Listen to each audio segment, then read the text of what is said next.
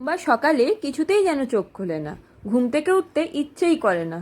প্রত্যেকটা রবিবার রাত্রিবেলা মনে হয় সোমবারটা যে কেন আসে। আজকে সকালে খালি ভাতটা বসিয়েছি, তরকারিটা কালকে করেই রেখেছিলাম, আর টিফিনে আজকে পাউরুটি দেবো, তাই তাড়াহুড়োও লাগেনি অত। পাউরুটিটাকে আজকে ঘি দিয়ে দিচ্ছি, একটু ভালো করে ঘি দিয়ে এপিটোপিট করে নিয়ে চিনি দিয়ে, বেশ ভালো লাগে আমার খেতে।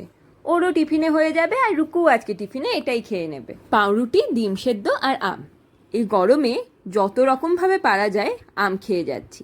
আমার তো মাঝে মাঝে এক এক দিনে 4-5টা আমও খাওয়া হয়ে যাচ্ছে।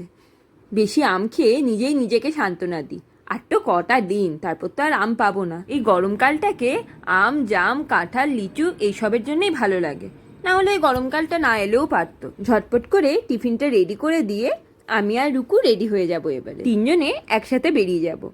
ওকে বাসের ওখানে ছেড়ে দিয়ে আমরা একটু বাজারে চলে যাচ্ছি।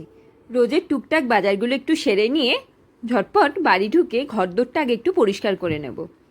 জুতোর টাকটায় অনেক নতুন জুতো ছিল, যেগুলোকে বার করে রাখাই হয়নি, সেগুলোকে সব বারটার করে রেখে পরিষ্কার করে মাছেদের খেতে দিয়ে একটু গাছেদের যত্ন নিয়ে আমি বসে পড়বো কাজে। আর বাকি যা কাজ পড়ে থাকবে ওসব সন্ধেবেলা দেখা যাবে। আজকে আমি সকাল সকালই স্নানটা আগে সেরে নিয়েছিলাম, সেজন্য খেয়ে দিয়ে খালি কাজে বসে পড়লেই হবে। গাছেদের সঙ্গে সময় কাটিয়ে একটু আমি বসে পড়েছিলাম কাজে। সন্ধেবেলা চলে এসেছি রান্নাঘরে। প্রচুর বাসন জমেছিল, সব ধুয়ে টুয়ে নিয়ে একটু সন্ধেটা দিয়ে দিয়ে রাতের খাবার দাবার ছেড়ে নিয়ে আমরা একটু আইসক্রিম নিয়ে বসেছিলাম।